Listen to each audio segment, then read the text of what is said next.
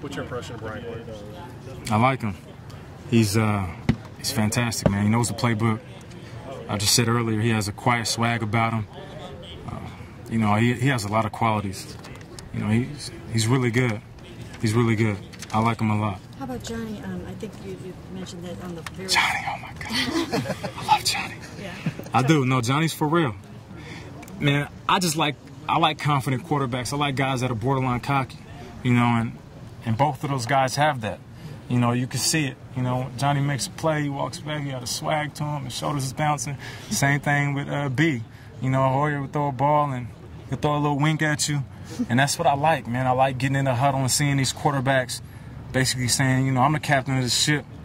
Let's hit the seas, man, and let's go pillage and plunder what we want. And that's exactly what these two guys got, man. And we're going to follow their lead, man. This is an intense sport, man. And, you know, we're not here really to play around.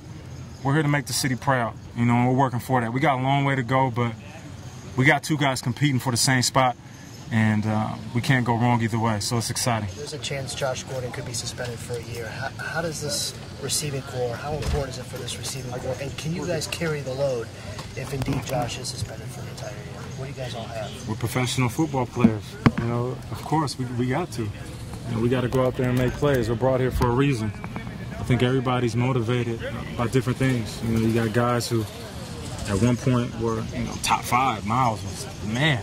You know, and he's came out here these last couple of days and shown why he was so good in Dallas. And he wants to prove that he can stay healthy and make plays. You know, and I'm on the same page as him. You know, I've always had a great start statistically, been on track for 1,000 yards, and something happens. Whether I get injured on the field or reaching for a deep dish pizza, you know, I cut my season short. So my job is to play 16 games and give people big-time yards and big-time plays and a consistent receiver. So, you know, and you got Hawk, who just got paid, and these young guys who are hungry. So trust me, we're motivated enough. Not only are we motivated by those things I just said, but this is the best opportunity in the world. You know, you're playing in the NFL for a city that needs football, that loves football. You know, I've been in the Midwest for the last 5 years, and there's nothing like giving a winning program, a winning organization to a city that needs it. So there's a lot of reasons why we're going to be successful. I know this is a new team for you coming in, but where does this receiving core rank among the ones you've played with?